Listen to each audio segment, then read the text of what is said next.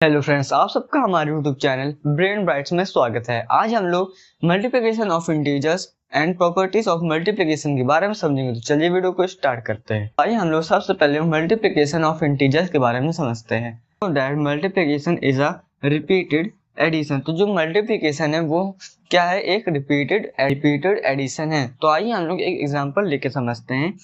तो 5 into 6, तो 5 into 6 हम लोग जब करेंगे तो ये क्या है हम लोग, तो हम लोग का आंसर क्या होगा 30। तो ये हम लोग का क्या है? मल्टीप्लिकेशन।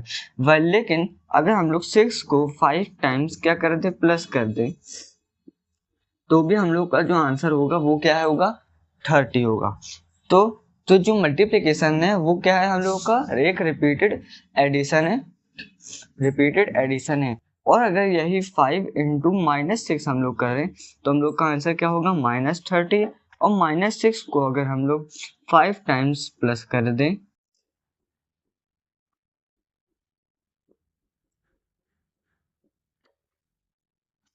तो हम लोग का आंसर क्या होगा? -30। जब हम लोग ने क्या किया, क्या किया, पॉजिटिव इंटीजर्स को मल्टीप्लाई किया, तो हम लोग का जो आंसर हुआ वो क्या था? पॉजिटिव। और जब हम लोगों ने एक पॉजिटिव और एक निगेटिव को मल्टीप्लाई किया तो हम लोग का आंसर क्या था? एक निगेटिव इंटीजर था। तो जब हम लोग क्या करते हैं? पॉजिटिव इंटू पॉजिटिव को करते हैं, मल्टीप्लाई करते हैं, तो हम लोग का आंसर क्या होता है? पॉजिटिव। और जब हम लोग क्या करते हैं? जब दो सेम साइंस को मल्टीप्लाई करते हैं तो हम लोग का आंसर क्या होता है? पॉजिटिव में। और वही तो क्या होता है हम लोग का? पॉजिटिव। और अगर हम लोग दो क्या करते हैं? अनलाइक साइंस, मतलब एक पॉजिटिव और एक नेगेटिव को मल्टीप्लाई करते हैं तो हम लोग का आंसर क्या होगा? नेगेटिव इंटीजर आंसर ही आएगा। अगर माइनस इंटू प्लस करें तो भी हम लोग का आंसर क्या होगा? माइनस। तो आइए हम लोग एग्जांपल लेके समझते हैं। तो अगर हम लोग 6 into 6 कर दें तो ये क्या है? दोनों क्या है? पॉजिटिव है। तो हम लोग का आंसर क्या होगा? 36। और अगर हम लोग 6 into -6 को मल्टीप्लाई करें तो -36 क्यों आएगा? क्योंकि जो 6 है वो क्या है? पॉजिटिव। और -6 क्या है? नेगेटिव। तो जब दो अनलाइक साइंस को हम लोग मल्टीप्लाई करते हैं तो हम लोग का नेगेटिव में आंसर आता है। तो जब हम लोग -6 into -6 करेंगे तो हम लोग का आंसर क्या आएगा? 36। क्योंकि जब हम लोग दो नेगेटिव क्या करते हैं? इंटीजर्स को मल्टीप्लाई करते हैं तो आंसर क्या आता है? Positive integer. तो आंसर क्या आता है? पॉजिटिव आता है। और जब हम लोग -6 into -6 करेंगे तो हम लोग का आंसर क्या आएगा?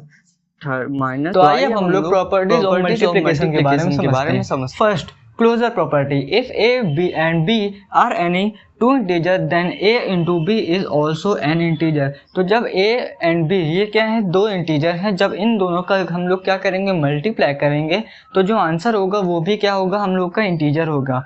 फॉर एग्जाम्पल, अगर हम लोग 11 इंटू 2 को मल्टीप्लाई करें तो हम लोग का आंसर क्या होगा? 22। तो 11 और 2 हम लोग का क्या है? ये दोनों इंटीजर्स हैं। और जो आंसर है वो भी क्या है होगा? हम लोग का क्या होगा? हम लोग का 22। और दोनों क्या है? हम लोग का पॉजिटिव। और जब हम लोग अगर 11 - 2 हम लोग करेंगे तो जब दो अनलाइक साइंस होते हैं तो हम लोग का जो आंसर होगा वो क्या होगा? नेगेटिव में आंसर होगा। तो ये क्या है? हम लोग की क्लोजर प्रॉपर्टी। तो अब commutative property. If A and B are two integers then A into B is equal to B into A. तो जब ए इंटू बी हम लोग करेंगे और अगर बी इंटू ए भी करेंगे तो हम लोग का दोनों आंसर क्या होगा? इक्वल होगा। फॉर एग्जाम्पल, अगर हम लोग इसे 6 इंटू 6 क्या करें? 6 इंटू क्या करें? 6 इंटू 7 करें तो हम लोग का आंसर क्या आएगा? हम लोग का आंसर क्या आएगा? 42। और वही अगर हम लोग 7 इंटू 6 करें तो हम लोग का आंसर क्या आएगा? 42। तो हम लोगों ने सबसे पहले 6 क्या है? ए। हम लोगों ने क्या माना? 6 ए और 7 बी। तो जब हम लोग ए इंटू बी यानी 6 इंटू 7 किया तो हम लोग का आंसर क्या हो गया? 42। फिर हम लोगों ने बी इंटू ए मतलब 7 इंटू 6 किया तो हम लोग का आंसर क्या होगा? 42। तो ये क्या है? मल्टीप्लिकेशन की कम्यूटेटिव प्रॉपर्टी है कि अगर हम लोग दो इंटीजर को जैसे मल्टीप्लाई करें तो हम लोग का आंसर सेम ही आएगा। और अगर 6 इंटू -7 हम लोग करते तो हम लोग का आंसर माइनस में 42 आएगा। और अगर हम लोग 7 इंटू -6 करेंगे तो भी हम लोग का आंसर क्या आएगा, माइनस में 42। तो अब आइए हम लोग थर्ड प्रॉपर्टी एसोसिएटिव प्रॉपर्टी के बारे में समझते हैं। तो if A B and C are any 3 integers then A into B into C is equal to A into B into C. तो अगर हम लोग ए इंटू बी को मल्टीप्लाई पहले करके फिर सी से मल्टीप्लाई करें, या फिर बी इंटू सी को मल्टीप्लाई करके ए को मल्टीप्लाई करें, तो भी हम लोग का आंसर क्या आएगा, सेम ही आएगा। तो अगर हम लोग 5 इंटू 6 इंटू 7 करें, जिसमें 5 इंटू 6 को हम लोग पहले करेंगे तो हम लोग का आंसर क्या आएगा, 30 इंटू 7। तो जब हम लोग 7 इंटू 30 करेंगे तो हम लोग का आंसर क्या आएगा, 210 आएगा। तो हम लोगों ने पहले क्या किया, a इंटू बी यानी 5 इंटू 6 को मल्टीप्लाई किया, उसके बाद जो c हम लोग का 7 था उसको हम लोगों ने बाद में मल्टीप्लाई किया, तो हम लोग का आंसर क्या हुआ, 210। तो अब हम लोग क्या करेंगे, 5 इंटू 6 इंटू 7 में 6 इंटू 7 पहले मल्टीप्लाई करेंगे, तो हम लोग का आंसर क्या आएगा, 5 इंटू 42। तो जब हम लोग 5 इंटू 42 को पहले मल्टीप्लाई करेंगे तो हम लोग का आंसर क्या आएगा, तो भी 210 ही आंसर आएगा। तो ये क्या है हम लोग की, तो ये हम लोग की क्या है, मल्टीप्लिकेशन की एसोसिएटिव प्रॉपर्टी है कि अगर हम लोग कोई भी इंटीजर कैसे मल्टीप्लाई करें तो हम लोग का आंसर क्या होगा, 210 ही आंसर, हम लोग का आंसर क्या आएगा, सेम आएगा। फिर fourth property multiplication property of one, multiplicative property of 1। If a is any integer then a into 1 is equal to 1 into a is equal to a।